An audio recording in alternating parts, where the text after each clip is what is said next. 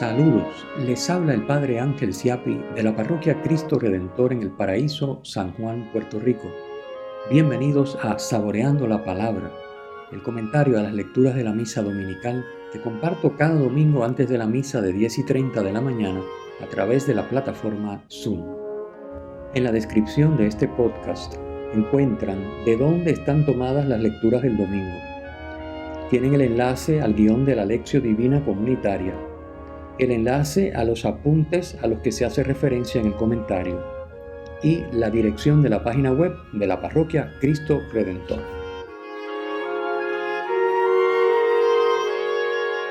En el nombre del Padre, del Hijo y del Espíritu Santo. Amén. Oh Dios, fuerza de los que en ti esperan, escucha con bondad nuestras súplicas.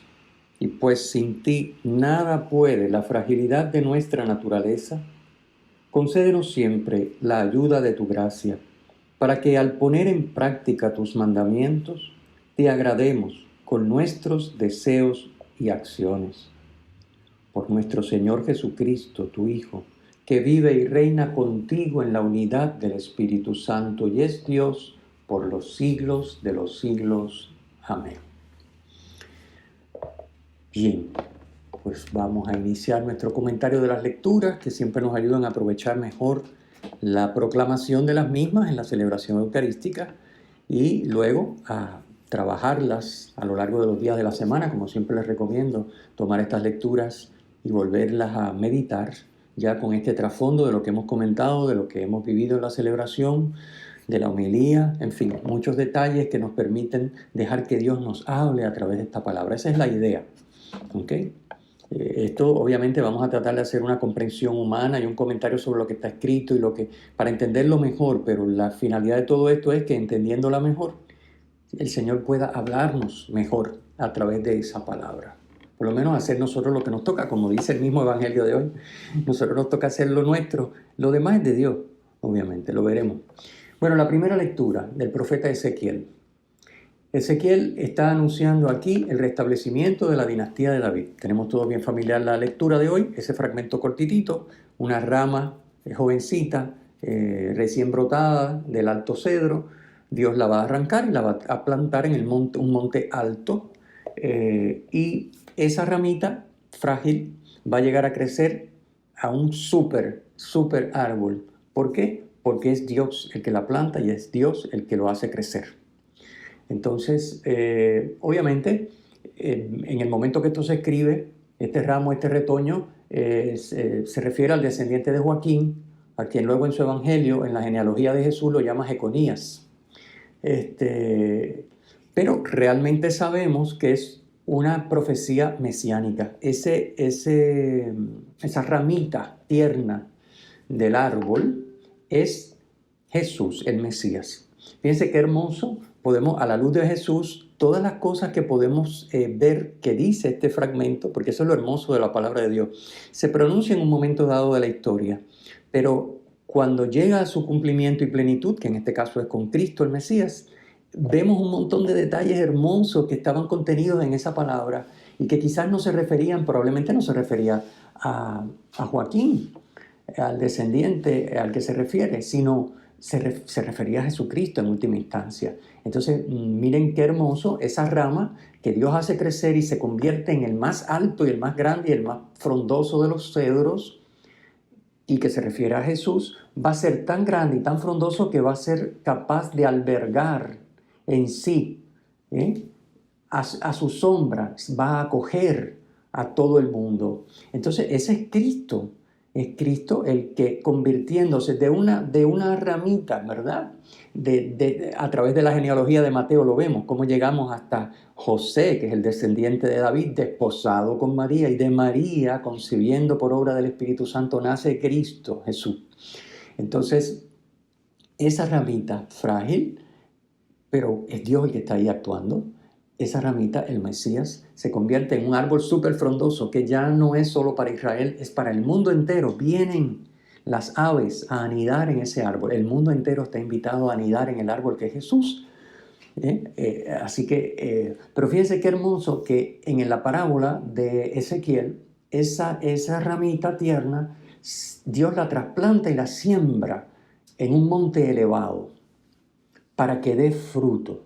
Bueno, ese monte elevado es un monte simbólico, obviamente, porque no para que dé fruto tiene que ser en un monte elevado. Recuerden que los montes siempre son lugar de la presencia de Dios y del encuentro con Dios. Es decir, esta ramita es arrancada por Dios, es sembrada por Dios y es sembrada en Dios, en el monte. Pero también podemos ver ese monte como el monte de la crucifixión, donde Jesús fue crucificado. Y de ahí, acabamos de celebrar hace unas semanas la Pascua, de ahí brota un árbol tan potente, tan grande, que todo el mundo entero, todas las generaciones hasta el fin de los tiempos, están invitadas a venir y cobijarse en Cristo y hacerse uno con Él.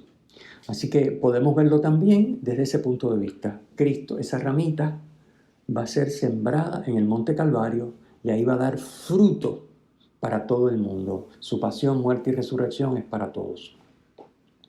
Fíjense que en la última línea de la lectura, y ya con esto sigo adelante porque tenemos otras cositas, el Evangelio es riquísimo en contenido, la última línea de esta lectura, lo que nos presenta es el modo de actuar de Dios.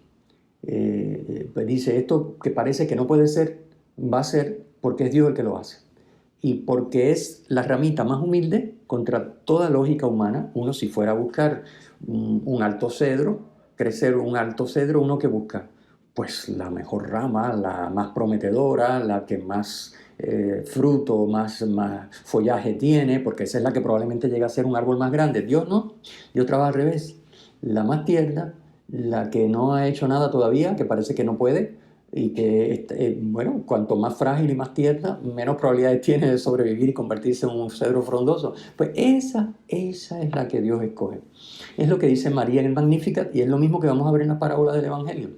Es decir, Dios derriba del trono a los poderosos y enaltece a los humildes. A Dios le gusta trabajar con la humildad, con la escasez, con la pequeñez, con lo que parece insignificante a los ojos del mundo, porque ahí es donde se demuestra que es Dios el que está actuando, que no son las cosas, ¿verdad? No es la ramita la que produce un cedro, es Dios actuando a través de esa ramita tierna que no promete nada, pues ahí está Dios y por eso se convierte en ese cedro. Bueno, la segunda lectura realmente no conecta con la primera y el Evangelio, pero en ella San Pablo nos está invitando a vivir de la fe. Y la fe es indispensable, como veremos también en el Evangelio, con la parábola de la semilla. La fe que es ¿qué? Es confianza en Dios y por lo tanto obediencia a lo que Él nos pide. Esa es la fe, así podemos resumir la fe. Así que confianza en Dios, yo me fío de Dios, en este caso me fío de Jesucristo y por lo tanto hago lo que Él me dice, guardo su palabra y esa es la llave que nos permite la comunión con Él. Eso lo hemos hablado durante muchos domingos en los últimos meses. Bien, entonces San Pablo nos invita a vivir de la fe y si vivimos de la fe debemos estar llenos de buen ánimo, debemos confiar siempre en el Señor y en su acción. Y eso lo veremos en la parábola del Evangelio, como el sembrador se fía de la acción de la semilla. No sabe cómo, pero sabe que sí, va a producir fruto. Entonces aquí es lo mismo, nos fiamos del Señor, no sabemos cómo, pero si hacemos lo que Él nos pide, si confiamos en Él y guardamos su palabra, el fruto está garantizado. Igual que la ramita del cedro de la parábola de Ezequiel, está garantizado que va a ser el más alto de los cedros y en el cual van a venir a anidar todas las aves. Bien, obviamente San Pablo insiste, cumplir la voluntad del Señor. Él lo dice con otras palabras, agradar al Señor cumpliendo su voluntad. Dice, en destierro o en patria. Mientras estamos en este cuerpo, estamos desterrados lejos del Señor, pero ya sea aquí o ya sea que muramos y vayamos con Él, nos esforzamos por agradarlo haciendo lo que Él quiere. Bien, vamos al Evangelio, que está el plato fuerte de hoy. En el capítulo 4, yo siempre les recomiendo que cuando vayan a mirar la lectura, busquen en la Biblia. Uno siempre, claro, lo más rápido y más sencillo, si uno no tiene tiempo, pues uno va al boletín web de la parroquia o a un lugar donde está escrita la lectura en una aplicación, pero es bueno tener una Biblia. Traten de tener una Biblia digital en su teléfono, donde ustedes puedan ir y buscar los versículos anteriores y posteriores, porque normalmente el fragmento que se lee viene de algo que hace sentido si se lee más. Entonces, si nos quedamos con eso es más difícil. Bueno, pues así pasa hoy, por ejemplo, en el capítulo 4 de Marcos, del que está tomado el Evangelio de hoy. Jesús nos ha venido contando varias parábolas antes de llegar a las de hoy. Nos ha contado sobre todo la parábola del sembrador y la parábola de la lámpara y de la medida. ¿Okay? Recuerdan la medida de levadura que se inserta en la masa y la de la lámpara que no se enciende para meterla debajo de la cama, sino para que alumbre a todo. Y la parábola del sembrador. Fíjense que la parábola del sembrador, con la que comienza el capítulo 4 de Marcos, conecta con lo que hoy escuchamos en el Evangelio. Por eso es importante leerla. Yo les invito a coger la Biblia y leer el capítulo 4 desde el principio.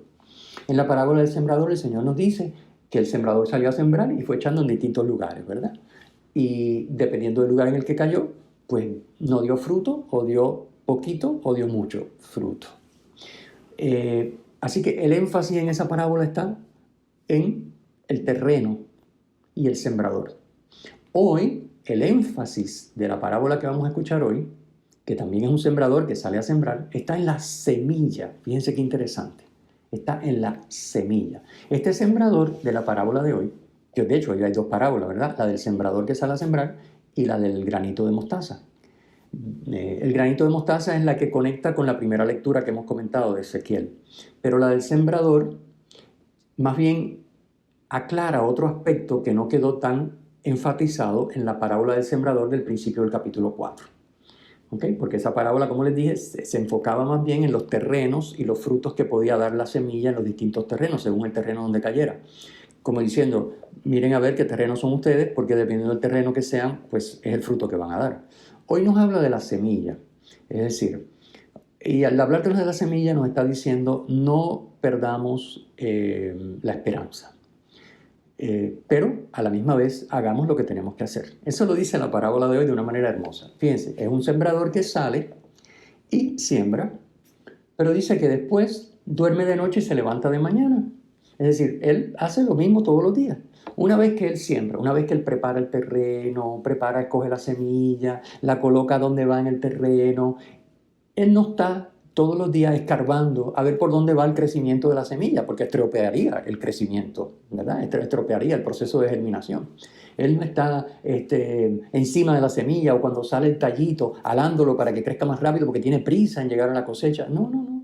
Es decir, el tiempo es de Dios, la semilla es de Dios y la fuerza que lleva esa semilla es como la fuerza de Dios para actuar en lo oculto. Fíjense que la semilla, el proceso más importante, se desarrolla fuera de nuestra vista. Por eso el labrador, una vez que ha hecho todo lo que tiene que hacer, pues básicamente duerme de noche y se levanta de mañana y ya está esperando, porque lo que tiene que hacer es esperar. ¿Y por qué el labrador puede esperar? Ya no tiene que hacer más nada. Bueno, asegurarse de que no haya nadie estropeando el terreno, ¿no? Pero una vez que ya él puso la semilla, lo que tiene que hacer sustancialmente es aguardar con paciencia, como nosotros. ¿Por qué? Porque él se fía de la fuerza que tiene esa semilla para dar fruto. Él no sabe cómo. Fíjense qué interesante, como la misma parábola dice, él no sabe cómo, sin saber cómo. Por eso es que él no interviene en ese proceso, porque él no sabe cómo. Claro, obviamente, hoy en día pues ya conocemos botánica y una serie de conocimientos científicos que en aquel momento no existían. Pero en aquel momento, tenemos que situarnos en el momento que fue dicha la parábola, el sembrador sabía que la semilla sembrada producía frutos, pero no tenía idea de cómo era la cosa. ¿Okay? No sabía nada de los procesos. Bueno, entonces eso le lleva, por eso esa parábola sirve para explicar el reino de Dios. Nosotros no sabemos cómo es el proceso de crecimiento del reino de Dios, cómo es el proceso de crecimiento de cada uno de nosotros en la comunión con Dios, con la Santísima Trinidad. Pero sí sabemos que si hacemos nuestra parte, como el sembrador prepara la tierra y siembra la semilla va a dar fruto. El reino de Dios va a acontecer y va a ir poquito a poco, al tiempo de Dios, no al nuestro, produciendo primero el tallito, luego la espiguita, luego el fruto, y llega el momento en que ese fruto tampoco se puede arrancar a la primera. Cuando ya madura, entonces está lista para la cosecha. Eso lo explica muy bien la parábola de hoy. Así que es hacer lo que nos toca, la gran enseñanza, hacer lo que nos toca como el sembrador, como el labrador, y tener la paciencia que se fundamenta no en una irresponsabilidad de parte nuestra, sino en la confianza absoluta en que Dios actúa si hemos hecho nuestra parte. ¿Ok? La semilla va a dar fruto. Si yo he hecho lo que tenía que hacer, escogí la semilla, la puse en tierra buena y preparé bien la tierra, va a haber fruto, tranquilo. No tengo que estar verificando, porque si me pongo a escarbar todos los días voy a estropearlo, la cosecha. No va a haber nunca cosecha. Así que fíjense, tanto el sembrador como la tierra, dice la parábola, son indispensables. Pero sin la fuerza que lleva en sí la semilla y el proceso que naturalmente va a seguir, sin intervención del hombre, porque el hombre no puede hacer nada. Tiene que esperar que la semilla se pudra y germine y vaya haciendo el proceso que describe la parábola. Pues sin esperar eso y sin la fuerza que lleva en sí la semilla, que hace que eso suceda, no habría realmente cosecha. Así es como el reino. A nosotros nos toca hacer nuestra parte, pero sabiendo que realmente es Dios el que hace que dé fruto. Ya podemos nosotros hacer y deshacer. Si Dios no es el que lleva el proceso adelante y el que con su fuerza lo apoya, no hay fruto. Así que ni querer hacerlo todo como si todo dependiera de nosotros y no dejarle nada a Dios y desesperarnos porque las cosas no son como queremos, ni tampoco decir, bueno, como el fruto es de Dios, pues si Él quiere que tire semillas y si Él quiere que... No, tenemos que ser los sembradores. Y tenemos que ser nosotros la tierra buena. Fíjense, esta es la gran enseñanza de esta parábola. Nosotros somos los sembradores y nosotros somos la tierra buena, que acoge la semilla. La semilla es la palabra. La semilla es la palabra, a través de la cual el reino florece. Esa palabra es Jesucristo, el Hijo de Dios hecho hombre, que llega a nosotros fundamentalmente a través de la Escritura y los sacramentos. Llega de muchas maneras, pero estas son las principales, ¿verdad? El encuentro con Cristo se da a través del encuentro con la Escritura, con su palabra inspirada y con los sacramentos. Entonces, si nosotros somos los sembradores y somos la tierra buena, tenemos que sembrar en nosotros palabra y sacramento. Si no, es irresponsable y temerario pensar que va a haber un fruto simplemente por el hecho de que Dios es todopoderoso. No. Porque si tú no siembras la semilla, Dios no hace que haya semilla donde no hay. No, eso no dice la parábola. La parábola dice que hay que sembrar la semilla y hay que preparar el terreno para sembrarla, claro. Ahora lo que dice es que la germinación y el fruto no dependen del sembrador, sino de la semilla, es decir, de Dios. La gran enseñanza de esta parábola. Bien, así que esa es la idea.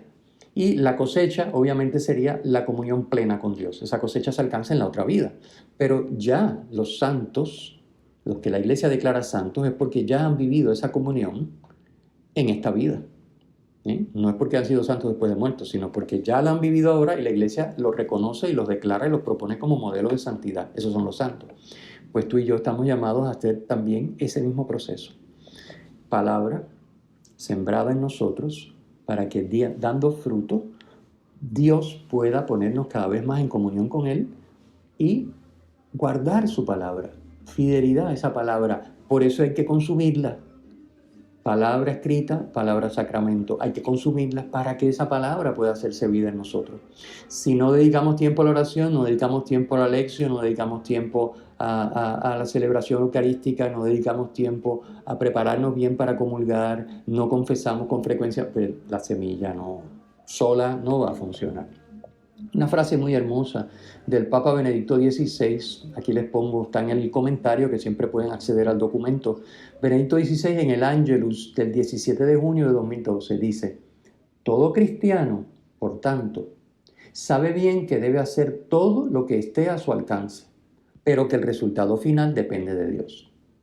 Esta convicción lo sostiene en el trabajo diario, especialmente en las situaciones difíciles. A este propósito escribe San Ignacio de Loyola: actúa como si todo dependiera de ti, sabiendo que en realidad todo depende de Dios. Esta es una frase conocidísima, ¿verdad?, de San Ignacio de Loyola, pero muy importante. Y vale la pena meditarla y reflexionar y mirarnos nosotros a ver si efectivamente estamos actuando como si todo dependiera de nosotros, pero sabiendo que todo realmente depende de Dios. Pero ese depende de Dios no funciona si yo no actúo como si todo dependiera de mí. ¿Ven? Si yo no actúo como si todo dependiera de Dios, no puedo esperar que todo dependa de Dios, porque Dios no va a hacer la parte que no le toca, porque esto es una vida en comunión, ¿verdad? Así que los dos tenemos que hacer.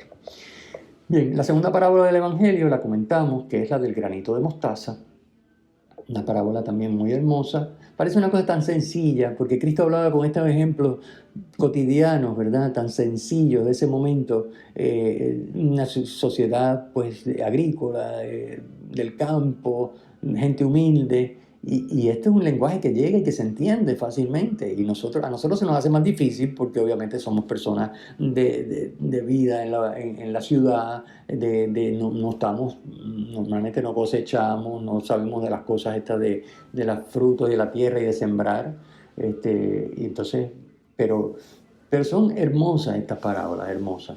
La segunda parábola, la mostaza era una planta muy común en Palestina. Se sembraba, ¿verdad?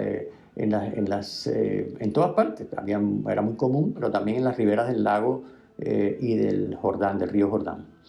Y como dice la misma parábola, llega a alcanzar una dimensión considerable, de modo que es más alta que las demás hortalizas.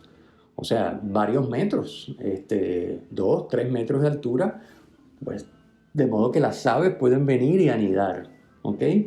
Es lo mismo que vimos en la primera lectura de Ezequiel, ¿ok? Jesús nos enseña a confiar en la fuerza de la semilla, fíjense, pero aquí la parábola del granito de mostaza enfatiza no solo la fuerza de la semilla, que es lo que enfatizaba la parábola anterior, donde el sembrador salía a sembrar y luego dejaba que la semilla siguiera su proceso, sino también enfatiza, además de la fuerza de la semilla, enfatiza cómo Dios escoge lo humilde, la semilla de mostaza tan pequeñita que parece que ni se ve, que parece que no va a funcionar, que de eso no va a dar nada, tan frágil, viene el viento y se la lleva y ya no hay semilla.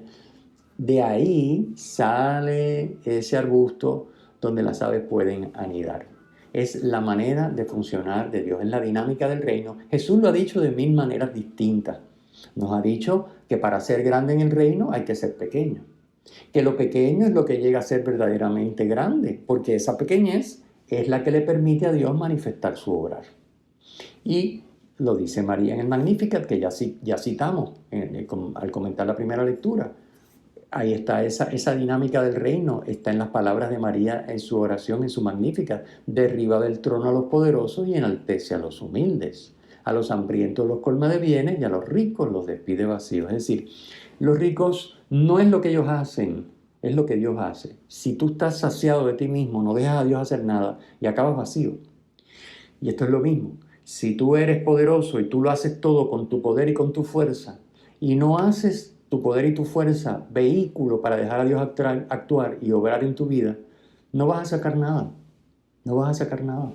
Porque lo que se saca es realmente lo que Dios hace, no es lo que nosotros hacemos. Lo que nosotros hacemos podrá estar X o Y tiempo, pero a fin de cuentas desaparece si no está hecho con Dios. Todo lo que se hace con Dios tiene un valor de eternidad porque Dios es eterno. Si mi socio es Dios, todo lo que yo hago es para la eternidad porque Dios es eterno. Si mi socio soy yo mismo o una persona humana como yo y Dios no cuenta, cuando falten esos dos socios se acabó. Se acabó. O cuando se acabe el mundo, vamos a suponer que llegar hasta allá lo que yo hago, se va a acabar.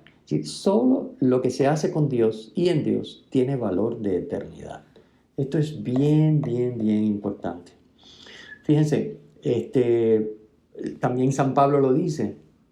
Recordamos ese pasaje de San Pablo en la segunda carta a los Corintios, donde él le dice a Dios, pero si le he pedido 20 veces, te he pedido 20 veces que me libres de esto y no. ¿Y qué le responde a Dios? Dios le dice, te basta mi gracia, porque mi poder se perfecciona en la debilidad. Es decir, la acción de Dios se da en los granitos de mostaza. Yo soy como el granito de mostaza, pero soy como el sembrador que siembro pacientemente y preparo bien la tierra para que esa palabra pueda dar fruto. Esas son las grandes enseñanzas que el Señor nos invita a mirar en nuestra vida. Bien, les quería decir otra cosa más que ahora se me olvidó, pero bueno, nada, no importa.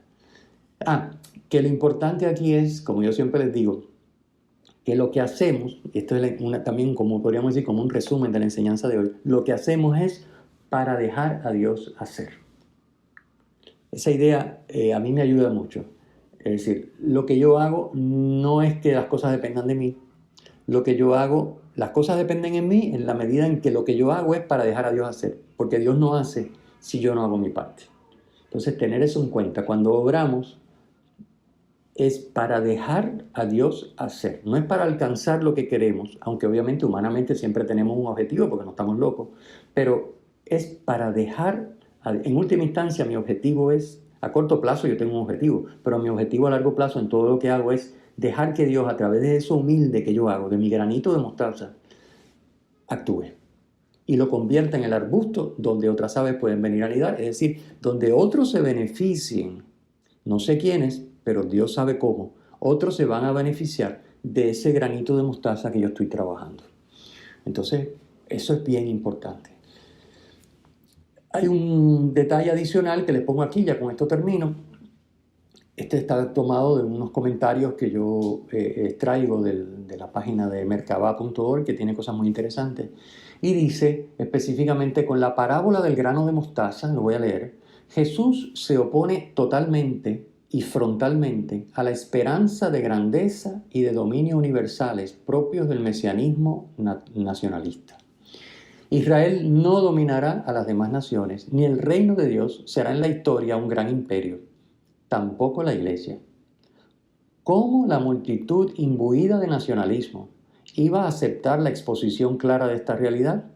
Tenía que presentarla en parábola, veladamente, para que entendieran los que preguntaran, pensaran y se comprometieran.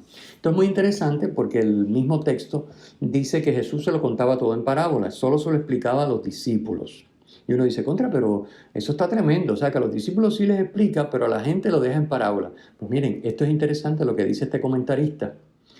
Israel estaba seguro de que ellos iban a dominar el mundo porque como Dios eran el pueblo elegido por Dios, pues también políticamente, económicamente, iban a ser los dominadores del mundo porque ese pueblo es el pueblo de Dios. Cristo dice, no, ese no es el reino no es político, aunque acontece en la historia, el reino no es económico, aunque acontece en esta vida terrena, donde lo económico tiene un valor y una importancia. No es así que vamos, ¿verdad? ¿Recuerdan el domingo de la Ascensión, cuando Jesús lo lleva al monte y ellos le dicen, es ahora cuando vas a restaurar el reino de Israel? Y Jesús le dice, a ustedes no les toca saber esas cosas. Es la misma idea. Fíjense que en aquel momento estaba bien fuerte el hecho de que el Mesías iba a devolverle el esplendor, la gloria y el poderío político, económico a Israel, religioso a Israel. Jesús dice, no, ese no es el reinado de Dios. Entonces, esa es una de las maneras, este comentarista apunta a ese detalle, por eso Jesús también habla en parábolas, porque obviamente al hablar en parábolas, uno se tiene que quedar pensando, y la parábola es bien interesante, porque al tener una parábola uno se queda pensando en lo que dice, porque no se entiende directamente, y uno la puede seguir pensando y le encuentra otras cosas interesantísimas. Pero en este caso no les está diciendo, olvídense, porque claro, lo hubieran linchado el primer día, olvídense de restaurar el reino de Israel. Esa no es la idea del Mesías. Yo soy el Mesías, pero esa no es la idea, eso no es lo que Dios quiere. Imagínense, le hubieran dicho, no, tú eres un falso Mesías, lo hubieran matado antes de tiempo. Entonces, no, él habla en parábola, pero la parábola lo que está diciendo es eso. El pueblo es el granito de mostaza, el reino de Dios es el granito de mostaza. Llegar a tener esplendor por lo que Dios hace, no porque el pueblo se subleve, saque a Roma y los bote de allí y se convierta en una nación poderosa. No, esa no es la idea. Bien. Bueno, pues mucho contenido ahí para nosotros trabajar a lo largo de la semana y yo encuentro esto muy hermoso, estas parábolas, vale la pena dedicarle un tiempito y disfrutarlas. Recuerden que siempre tienen el comentario disponible en la descripción de los contenidos, tanto en el podcast como en el video.